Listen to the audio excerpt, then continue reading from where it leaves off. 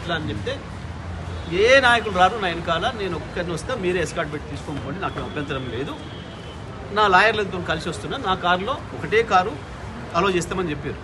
Okay, మా నాయకులు ఎవరిని తీసుకురాను, నేను నా లాయర్ మాత్రమే వస్తారు అని చెప్పి ఇక్కడ ఏసీబీ గారికి ఇంట్లో చెప్పే వారితో పాటు బయలుదేరారు.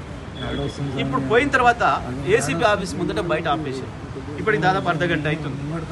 అర్ధగంట నుంచి బయట కారులోనే కూర్చోబెట్టారు లాయర్లు వద్దు అనే సాకుతోని.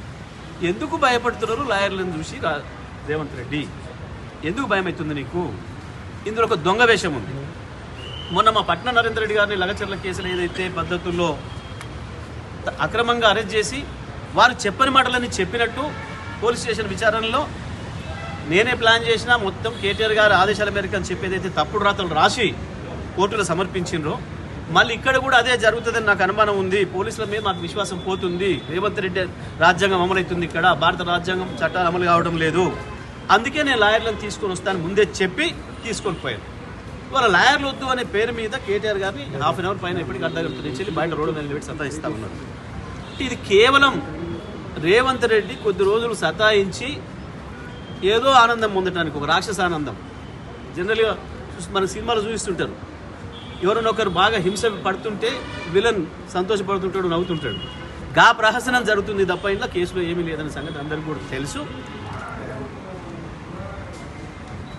సేమ్ నరేందర్ రెడ్డిని అరెస్ట్ చేసి ఆయన చెప్పని మాటలు చెప్పినట్టు రాసి మీడియాకు లీకులు ఇచ్చి కోర్టులను పక్కదారి పట్టించే ప్రయత్నాలు ఏదైతే చేసిరో ఇందులో కూడా నేను చెప్పినట్టుగా మీరు రాసే అవకాశం ఉంది కాబట్టి నేను లాయర్ని తీసుకుని వస్తున్నాను చెప్పాడు.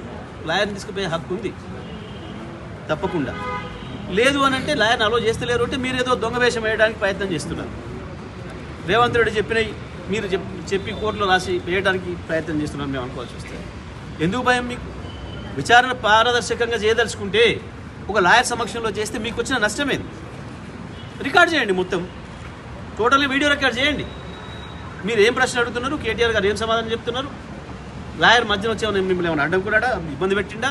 విచారణ చేయండి, మొత్తం వీడియో రికార్డ్ చేసి కోర్టు ముందు పెట్టండి. రేపు మాకేం అభ్యంతరం లేదు, ఉన్నతున్నట్టుగా జరిగితే మాకేం అభ్యంతరం లేదు.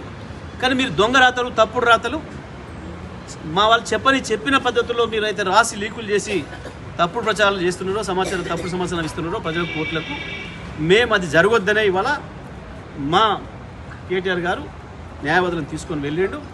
ఇప్పటికి కూడా ఇంకా బయటనే రోడ్డు మీద నిలబెట్టినారు. ఇది చట్టాన్ని గౌరవించే వ్యక్తిగా, భారత రాజ్యాంగం పైన విశ్వాసం ఉన్న పౌరుడిగా